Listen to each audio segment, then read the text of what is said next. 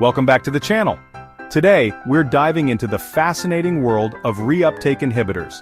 These drugs play a crucial role in treating various mental health conditions by enhancing neurotransmitter signaling in the brain. Think of neurotransmitters like serotonin and dopamine as messengers in your brain, responsible for regulating mood, focus, and motivation. Reuptake inhibitors prevent these messengers from being reabsorbed, making them more available to pass along their important signals. We're going to break down the different types of reuptake inhibitors, how they work their magic, and their potential benefits and side effects. It's important to remember that I'm your friendly neighborhood doctor, not your personal physician, so this video is for informational purposes only, and shouldn't be taken as medical advice. Let's kick things off with the rock stars of the antidepressant world, selective serotonin reuptake inhibitors, or SSRIs for short. You've probably heard of them: Prozac, Zoloft, Lexapro. They're some of the most commonly prescribed antidepressants out there. But how do they actually work? Imagine a synapse in your brain, the tiny gap between two neurons.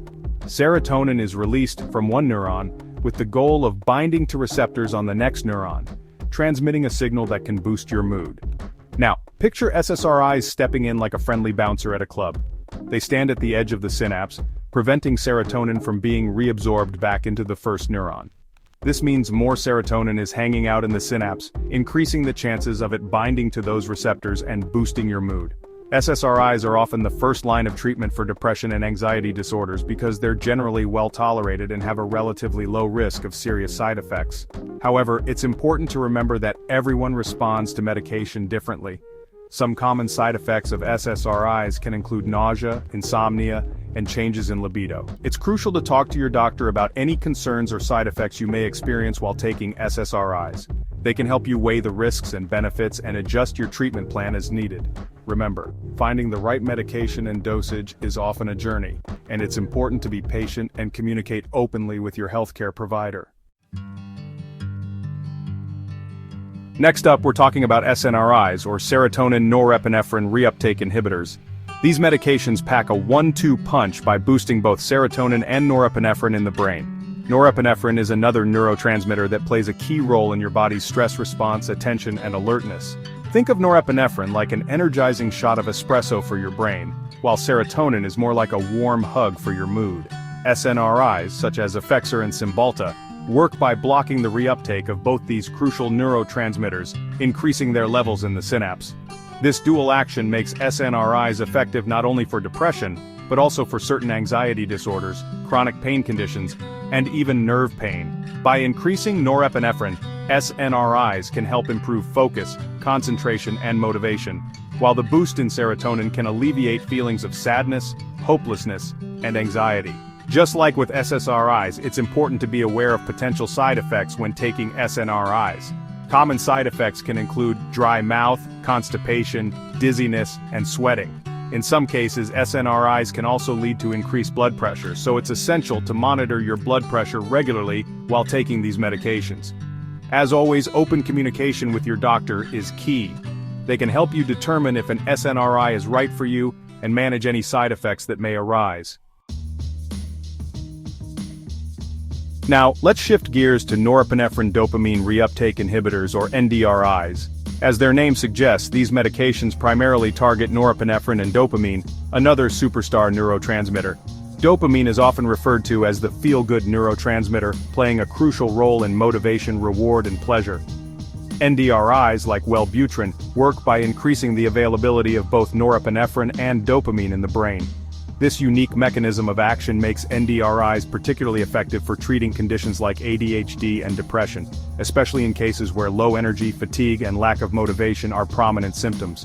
By boosting dopamine levels, NDRIs can enhance focus, concentration, and drive, while the increase in norepinephrine can improve mood, energy levels, and overall cognitive function.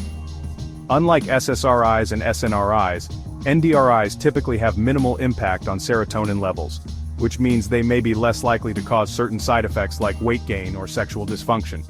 However, it's important to note that NDRIs can still cause side effects, including dry mouth, insomnia, headaches, and in some cases, seizures. It's also worth mentioning that NDRIs are not typically recommended for individuals with a history of seizures or eating disorders. As always, consulting with your doctor is crucial to determine if an NDRI is an appropriate treatment option for you and to discuss any potential risks and benefits. Let's move on to dopamine reuptake inhibitors or DRIs, which, as you might have guessed, primarily target dopamine. DRIs work by blocking the reuptake of dopamine, leading to increased levels of this feel-good neurotransmitter in the brain. This mechanism of action makes DRIs effective for treating conditions like ADHD and narcolepsy, where dopamine plays a significant role in regulating attention, focus, and wakefulness. Ritalin, a commonly prescribed medication for ADHD, is a well-known example of a DRI. It helps improve attention span, reduce hyperactivity, and control impulsive behaviors in individuals with ADHD.